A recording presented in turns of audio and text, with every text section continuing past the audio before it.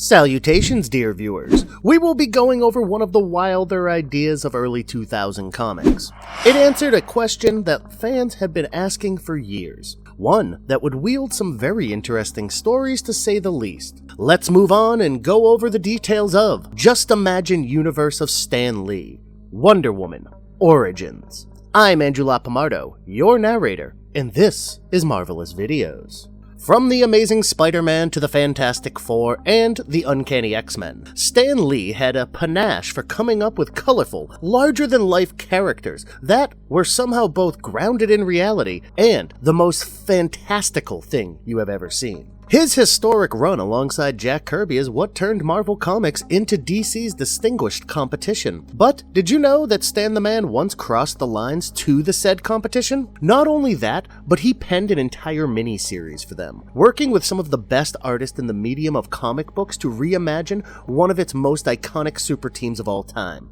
The Justice League of America. Starting in 2001, DC began printing Just Imagine, a series of what-if style scenarios, where the what-if is basically Stan Lee reimagining DC's premier team with his own flavor. It resulted in the creation of characters that retain the basic aspects of the JLA, but are otherwise entirely different creatures. And nowhere is it more evident than in the stories of Stan Lee's Wonder Woman. Because while Lee's Wonder Woman does share some glaring similarities with the original Princess of Themiscyra, her story couldn't be more different if they had tried.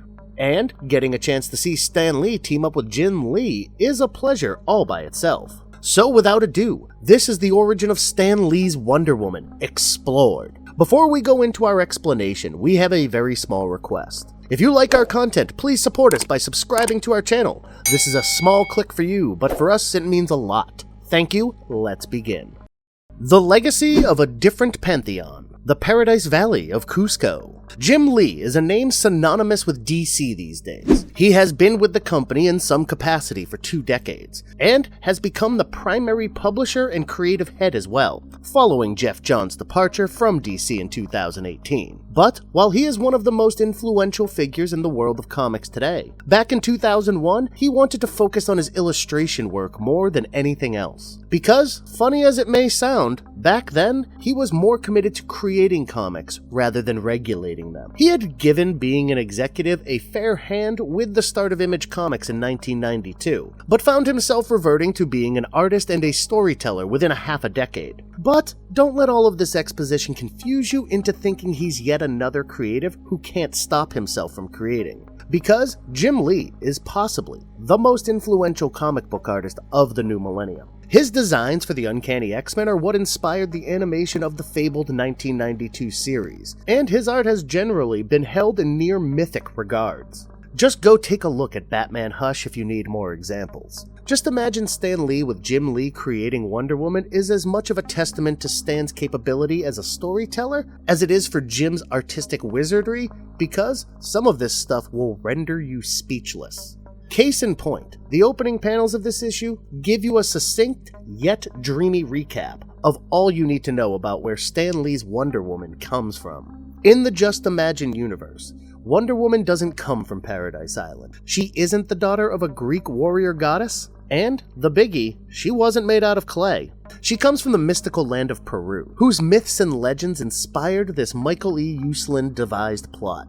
The issue opens with a regal depiction of the legendary Incan ruler Manco Capac, a man whose story is so mythical that his people thought him to be a divine figure. There are a couple of mythological origins for Manco Capac in Incan mythology. The first one calls him the son of Viracocha, the Inca creator deity, and says that he lived on the outskirts of a fabled valley with his brothers and sisters, and that when the time came, he conquered the valley and ruled over the Incan Empire as its first High King. The second story calls Manco Capac the son of the Incan sun god Inta and the moon goddess Mamaquilla, and it is this tale that Uslan chose to base this story upon. The comics begin with the recollection of Manco Capac's legend. Eons ago, the legendary son of God rose from the holy lake Titicaca and was sent to the mortal realm, but with one purpose: to find the land upon which the golden city of Cusco could be created. He was given the golden staff named Tapak Yuri by his father and told that his journey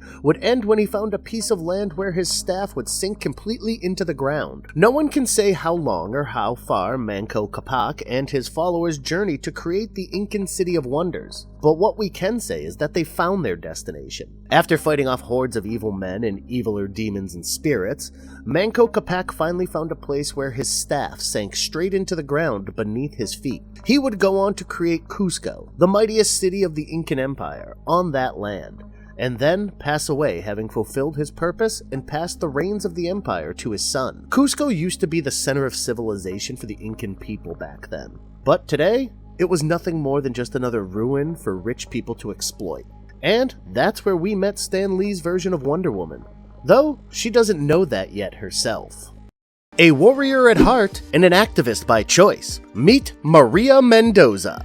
Stan really loved his alliterations, huh? Besides Clark Kent, most of the members of his version of the Justice League were renamed to fit his signature naming style. And Wonder Woman was no exception, though she was exceptional in that she was the only member of his league not originally from America. Maria Mendoza is a young Peruvian woman who has a strong sense of morality and justice and possesses the drive to do good in the world.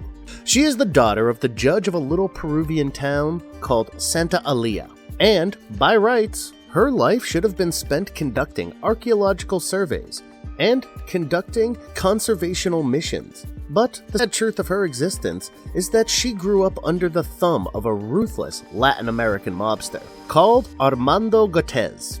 This blemish on the face of humanity had terrorized and ruled over Santa Alia for decades, and has even managed to sink his fangs into the site of ancient Cusco, thanks to his many connections. Like most villains operating on the most mystical continent of the world, Gutierrez's men inevitably began exploiting the ruins of Manco Capac's legacy and digging day in and day out searching for hidden treasures, without worrying about damaging such an important piece of world history, even more than they already had.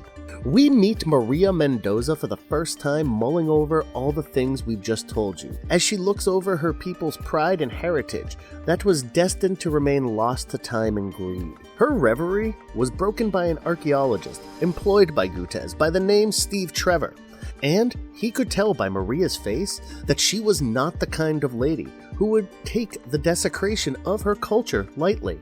Maria was highly suspicious of him at first, especially given that he worked with Armando, but she calmed down when she heard what he did for a living. Trevor quipped that Maria was quite the crusader after he heard her talk passionately about the ancient ruins, and confided in her that he held the same views that she did on the man. He was actually trying to work under Gutierrez to ultimately undermine him and help preserve the artifacts the right way by shipping them off to a museum. He had already sent a couple of ancient ruins recovered from the site to Los Angeles, but before he could speak any further, he froze in his tracks. And not because Armando had found him associated with a potential problem, but because he and Maria had heard monstrous footsteps approaching them from the direction in which Cusco lay. And Steve was not so curious as to risk his life and find out what was creating that noise. He grabbed Maria and sped away in his jeep, as we see an ethereal purple clawed-foot rush a tablet underneath it. The sins of the father catch up with the daughter. Once Steve has driven them safely back to Santa Atalaya, he figures he might as well shoot his shot with the amorous Peruvian beauty, and asks her out for breakfast, but she simply replies that she must go see her father. This makes sense because her father is the judge of Santa Atalaya, and if anyone holds a position of power strong enough to help her out the right way, it's him. But when she goes to plead with him to stop Armando from exploiting their village and heritage to further his depraved goals, he ends up revealing to her that he cannot do that because of an agreement they made years ago. See, Maria is a single child, and she has never known the love of her mother. Her whole life, she was raised by her father, and that's because when she was an infant, her parents were stopped by a band of thugs who shot her mother dead and robbed her father blind. She had been told this story in the context of a random farmer earlier on in her life, but she now realized that her father had been telling her his own story all this time. However, there was a small problem. Because Maria had assumed that this is where the story had ended, and is also why her father ended up becoming a judge later on in his life. But Judge Mendoza revealed that his rise to the position of Juez of Santa Atalaya was not so simple as that. He told her that after the bandits left, the cops arrived on the scene. Now, any decent law-abiding citizen would obviously assume that they were there to help him, and that is also where Mendoza's mind went. But he witnessed firsthand just how corrupt the human soul could become, as he was forced to give up his car to the crooked cops and watch them split the profits after selling it off. That day, he vowed that he would never allow himself to be silenced again, and he formed an alliance with Armando Gutierrez to presumably enact revenge on those police officers. Maria is shocked by this and tells her dad that Gutierrez is the devil, but he curtly responds by telling her he is well aware of Armando's true nature. But he has borne this secret for too long to get out of it now without facing serious consequences. Maria realizes the precocious position her father had put himself in, just as Armando snuck up from behind and started leering at her. The disgusting mobster imposed himself on Maria and told her that she would be his one way or another. It wasn't a matter of choice in his eyes, but Maria remained defiant, and her father ended up paying the price for it. The death of a father and world-ending revelations. Armando Gutierrez's horrifying secret. While he was hearing the complaints of the citizens of Santa Atalaya, most of which were directed towards Armando and the police who were on his payroll, Judge Mendoza kept lamenting his decision to side with Gutierrez. Presently, he was hearing the pleas of a terrified farmer who swore that a demon was attacking his fields, but that Armando's men were blocking him from doing anything. The kingpin of Santa Atalaya enters the courtroom, cool as you like, and has the dissident battered black and blue by his paid lapdogs, while the helpless judge can only sit and watch. As Armando declared that those who dare to cross him shall incur his wrath, as this man had. We see another villager slip out of the back of the courtroom. He was trying to contact the president of Peru in an attempt to get outside help in dealing with the situation at hand. But Armando had saw him and pursued him, which led to the rebel committing suicide, believing that at least this way, he'd die with some dignity. Judge Mendoza was shocked by this development, whilst Gutierrez simply orders his men to clean the dead man off the streets. He chastises Mendoza for being too lenient to the Santa Atalayan residents, when the judge makes the fatal mistake of responding by saying that everyone deserves a fair hearing. As soon as he said it, Armando's men ganged up on him and took him captive. The judge was then transported to Gutierrez's mansion, where his fate would be decided upon. Maria Mendoza, having witnessed all of this take place, ran to the one person she thought could help him: Steve Trevor. Now, whether it was out of an innate desire to help people, a sense of heroism, or a matter of simple attraction, we couldn't tell you. But Steve agreed to help Maria break into Gutierrez's mansion and rescue her father. The duo manages to use a bit of misdirection and sneaky seduction tactics to get past the guards. But Maria gives Steve the slip once this is done because she believes him to be working with Armando thanks to his ID tag. She runs inside the mansion and finds her father in a clearing, with at least a dozen other hostages, and a pistol brandishing Armando Gutierrez. Judge Mendoza defiantly stands up to the mobster and tells him that he cannot openly defy the law anymore. But Armando simply replies by shooting one of the hostages dead, and implying that Mendoza would meet the same fate. The judge is undeterred by this tactic and threatens to go to the governor in what turns out to be his last act, because Armando promptly shoots him in the head, thus removing the real obstacle in his path. Maria is broken by this. She had to risk her life and break into a criminal's mansion to rescue her father, only to see him die in cold blood. So, while Armando gloats about finally having her all to himself, she resolves to take him down by doing whatever is necessary and makes a break for it after kicking him in his proverbial grapefruits. Gutierrez scrambles to tell his men to stop shooting at his bride-to-be, as Maria runs deeper into his mansion looking for an escape route. Instead, she is pulled into a secret chamber by Steve Trevor, who reveals to her the real reason for Armando's excavation project. Turns out, Manco Capac's golden staff didn't sink into the ground, just to check how loose the earth was for construction. It was planted there by the sun god's son to ward off evil spirits from attacking Cusco above, and to keep his city safe from any supernatural threats that could arise in the future. As a result, several powerful evil entities were sealed into runestones and stored underground, thanks to the power of the Tupac Yuri, but Armando Gutierrez had found the hidden levels of the city of Cusco, and was now a hair's breadth away from obtaining the power that could topple all civilization. Steve had managed to ship the two most powerful runes to LA, but he suspected that Gutierrez knew what he was up to, and that was pretty much confirmed for us when Armando entered the room, guns blazing, and took out his treacherous archaeologist. He corners Maria and tells her that it is his fate to marry her and become the ruler of the world by unleashing pure evil onto it. And it turns out that it wasn't just the ramblings of a madman. The rise of the Incan sun goddess and protector of mankind, Wonder Woman. When Armando Gutierrez attacked Steve Trevor, the latter dropped one of the runes that housed an evil spirit sealed away by Manco Capac himself. Now, as Gutierrez was cornering Maria Mendoza, this spirit took on the form of a hideous creature and started stalking Armando. But, bizarrely enough, the Peruvian was unafraid.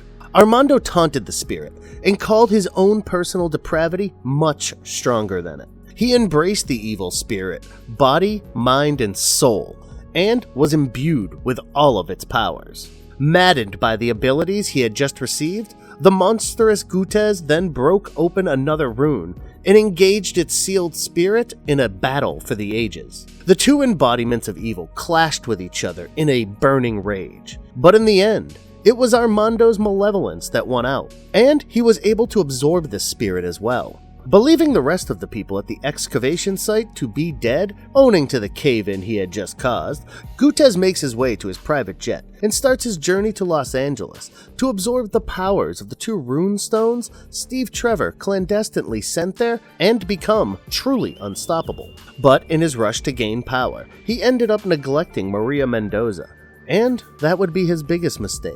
Because while Armando was off in pursuit of potential world-ending powers, Maria stumbled upon something that could help her save it instead. Initially, she thought she was going crazy, because she started hearing voices that told her she was the chosen one, and that it was time for her to take her rightful place as the protector of all life on Earth. But then, it came before her, a staff so golden that its sheen would have blinded a regular mortal. It revealed that Maria Mendoza was prophesized to find the legendary Tupac Yuri that was wielded by the son of the sun god himself to become the latest incarnation of the sun goddess on Earth, Wonder Woman. We must point out, though, that she doesn't give herself this name, but we'll get into that in a bit. Maria discovers that the Tupac Yuri basically gives her godlike powers. She's able to lift Steve Trevor and bring him out of the excavation site without breaking a sweat. Oh, and did we mention that she can fly as well? Maria had a hard time accepting the fact that her life had changed so drastically in such a short period of time.